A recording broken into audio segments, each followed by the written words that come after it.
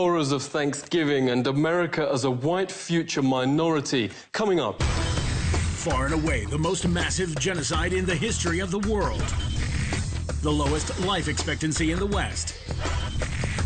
And the year the U.S. will turn native.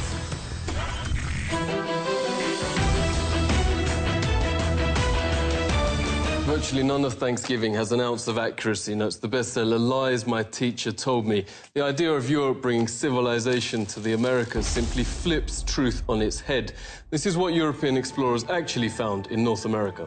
Far and away the most beautiful city on Earth. 5 times the size of London or Rome. Great towers and buildings rising from the water. 60,000 gleaming houses, and how spacious and how well built they were.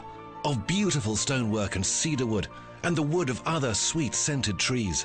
The many streets and boulevards of the city were so neat and well swept, despite the multitude of inhabitants, crisscrossed with a complex network of canals, like an enormous Venice, but also remarkable floating gardens that reminded of nowhere else on Earth. While Europe was drinking water from its polluted city rivers, huge aqueducts transported America's water from fresh springs. But what impressed most were the special merchant areas where timber and tiles and other building materials were bought and sold, as well as greengrocer streets where one could buy every sort of vegetable, fruits, honeys, nut paste and chocolates. Astonished by the personal cleanliness and hygiene of the colorfully dressed populace, and by their extravagant use of soaps, deodorants and breath sweeteners.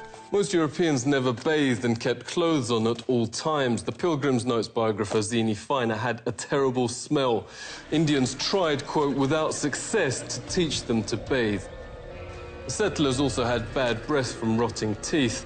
Death and starvation was so common that corpses were just dumped in open pits known as poreholes. Many turned to alcohol and committed suicide. In fact, the story of the first settlers has been deliberately changed, notes author James Lowen, because the truth is so shameful.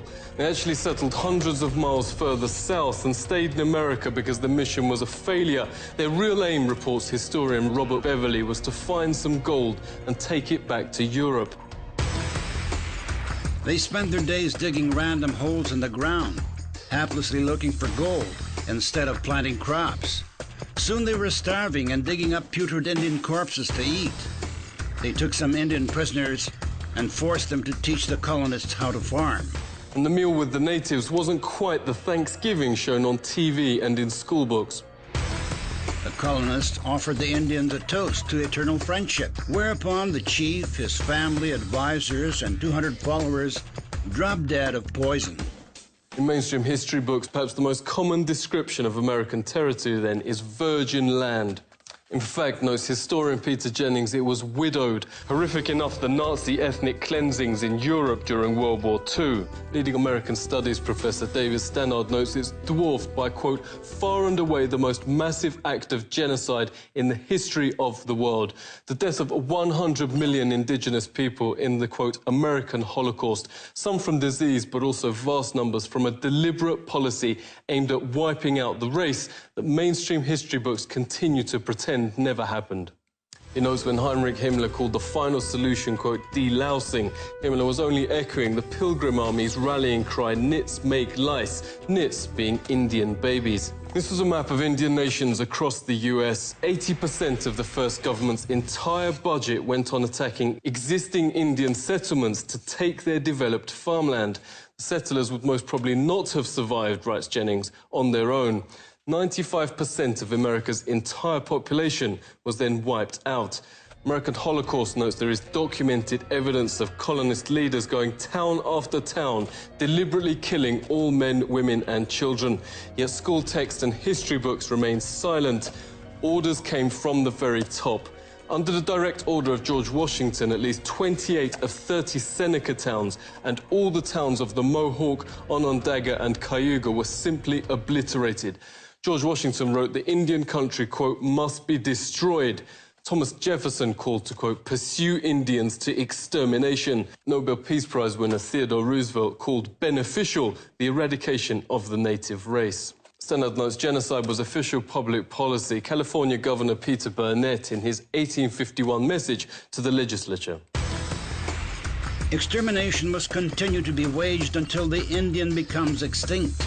Another governor issued the public proclamation to, quote, pursue, kill and destroy all Indians. A witness notes the ensuing bloodbath practically wiped out the native race. The whites shoot them down like wolves, men, women and children, wherever they could find them.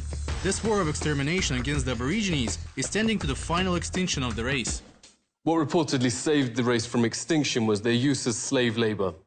This extermination policy has proved so injurious to the interests of the whites.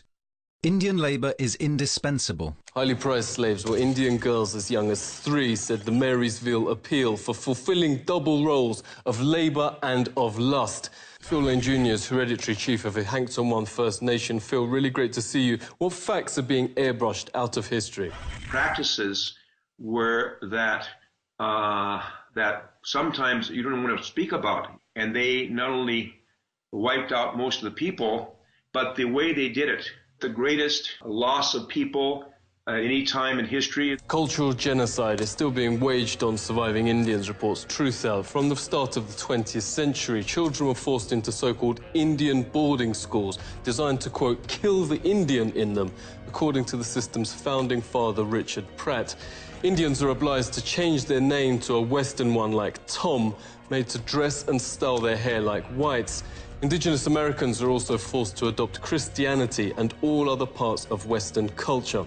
Lenore Stefan witnessed the abuse firsthand. Thank you so much for speaking to us. Can you tell us what happened? Federal policy here was to take the Indian out of the person. They beat the language out of like my father. He grew up his whole life, his hands were kind of bent. As a result, he used to talk our native language, but he never wanted me to learn.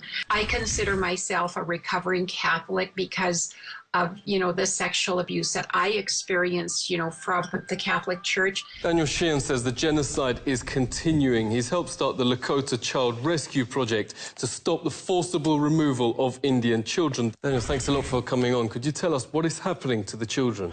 And what we discovered is that not only were the children being taken on an epidemic level, that it was happening on every single one of the reservations and in virtually every one of the major cities. The International Convention Against Genocide actually has a provision which expressly identifies what's going on as genocide, that the systematic undertaking on the part of the racially dominant culture in a given nation state, taking away indigenous children from their native tribes and putting them in the white culture has been identified as genocide. Even the Supreme Court still upholds natives' second-class status to this day, writes noted legal scholar Robert Williams. He joins us now. It's really great to speak to you. Can you give us some examples? 1 out of 3 Indian women will be raped during their lifetime. In 86% of those cases, the victims report that it's a non-Indian that perpetuated the sexual assault or the rape. This has been traced directly to the inability of tribes to prosecute these crimes. One of the points I make in my book, Savage Anxieties, is that if you look at the history of the more civilized nations treatments, so-called more civilized nations treatments of indigenous peoples, it really makes you wonder who are the savages and who are the more civilized. One very famous study done found that every single treaty that the United States had negotiated with tribes had in fact been breached at one time or another or had been violated. Supreme Court said they had no property rights and therefore no rights to just compensation. And there was some horrible language in the opinion about how the court recognized that everyone knows that the savage tribes of America were conquered and the treaties were really meaningless anyway. So it's this perpetuation of these stereotypes in this case, which is still valid law in the United States. It's still a valid precedent. And so they drink it, but it's actually hairspray. Native Indians now have the highest rate of suicide and pandemics of cancer in the Western Hemisphere. At 44, life expectancy is lower than Afghanistan and around the same as Europe at the time of the Pilgrims. For an official banquet to celebrate 350 years since Pilgrims landed, authorities invited native Indian Frank James to speak.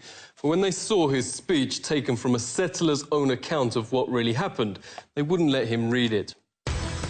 The Pilgrims had hardly explored the shores 4 days before they robbed the graves of my ancestors and stole their corn, wheat, and beans.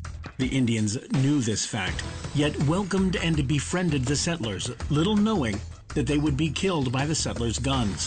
What has happened cannot be changed, but today we work toward a better America, a more Indian America, where people and nature are once again important. Frank has helped start a national day of mourning each Thanksgiving, a protest over the Plymouth Harbour and Mayflower replica. On the West Coast, thousands also gather for Un-Thanksgiving Day, calling on the US to honour treaties promising Indian rights and international law.